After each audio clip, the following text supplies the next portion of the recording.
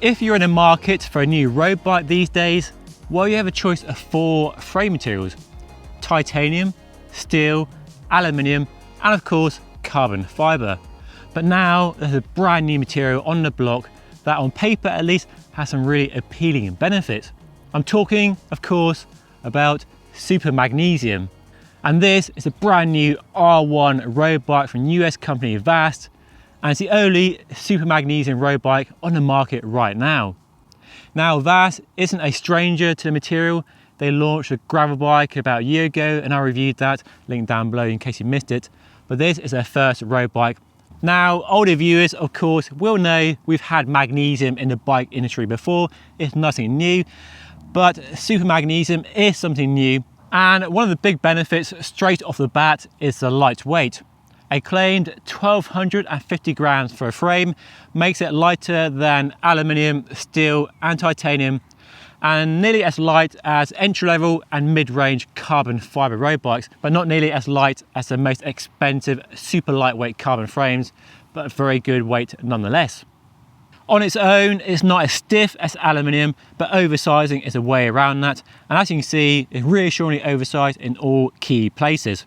The tube profiles are also aero optimized as well to reduce drag over round tubes, and we have their own carbon fiber fork and their own carbon seat post, and even a carbon one-piece handlebar and stem. Another benefit of Super Magnesium is a value for money on offer here, which is definitely relevant in today's world of increasingly expensive bike prices. So this is a range top model with a carbon fork, handlebar and stem, seat post, a SRAM Force E-Tap axle group set, and a very snazzy carbon fiber wheels, and it costs £5,000 or $5,000. There's no difference anymore, it seems. And for comparison, that Canyon Ultimate I reviewed recently with the same group set and similar carbon wheels is £1,200 more. So a lot cheaper than a carbon fiber bike of a similar specification.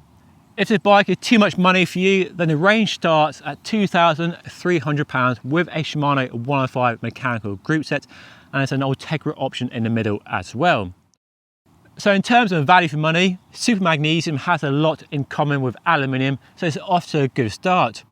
But where aluminium has been tarnished with a reputation, rather unfairly in my experience based on the latest generation aluminium frames, it's a ride quality that's best described as harsh. And one of the biggest on paper benefits of Super Magnesium is offering a smoother ride than aluminium. What I really enjoy about riding this bike is how fizzy it feels on my local roads. It feels really lively, more sensation coming through contact points. And that's a problem with some carbon road bikes. As good as they are, and as comfy as they are, they can dial out all that feedback and make it feel like you're a bit isolated from what's happening underneath the tyres. Make no mistake, the R1 is a thrilling and involving ride. The geometry gives a spirited ride quality without being a handful like a pure race bike can be. Talking of geometry, Vaast has given the R1 a reach and stack that's longer and higher than a typical race bike like a Specialized Tarmac SL7, but longer and lower than a Trek Demani endurance bike.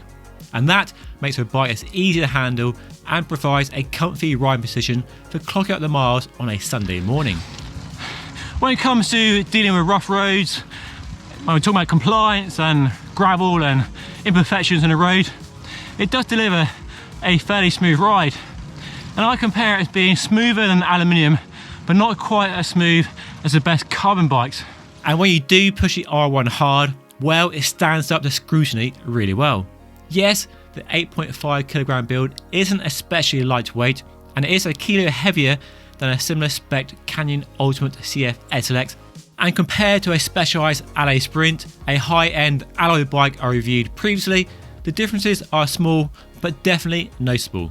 In my opinion, the R1 is a smoother ride and the geometry is less aggressive, so better away from the racetrack, while Specialized only offers, for some crazy reason, a lowly Shimano 105 build, nothing as flash as we have here. On the climbs, 8.5 kilos isn't lightweight, but what bikes are light at this sort of price point and specification these days?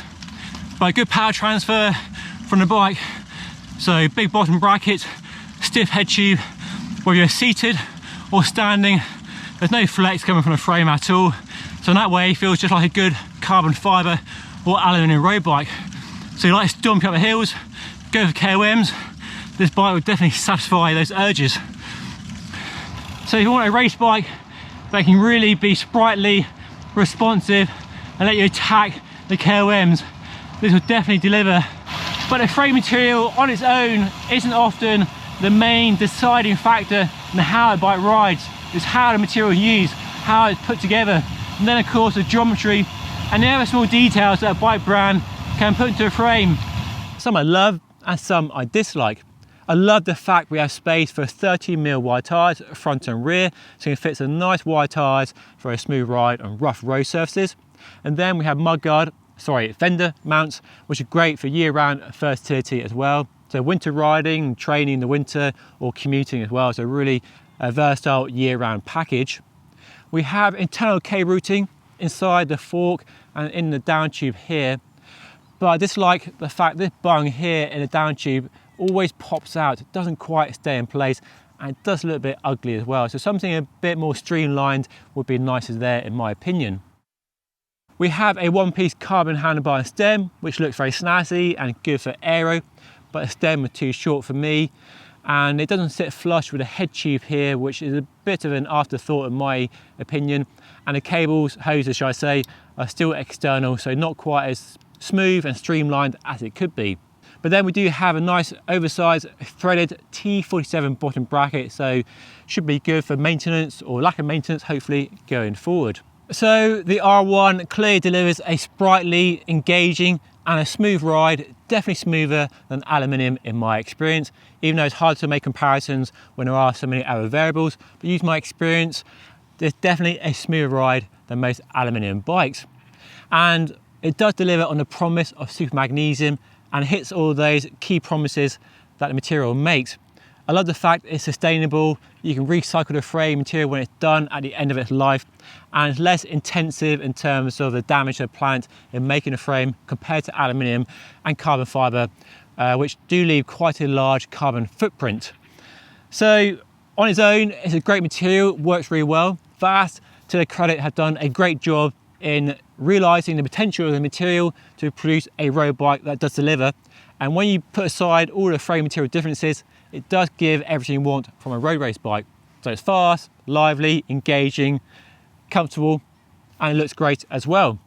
What I'd love to see is more bike brands embracing and utilising Super Magnesium to give us more choice and more options, and that competition to really drive Super Magnesium forward to be a long-term viable alternative to other frame materials in the market.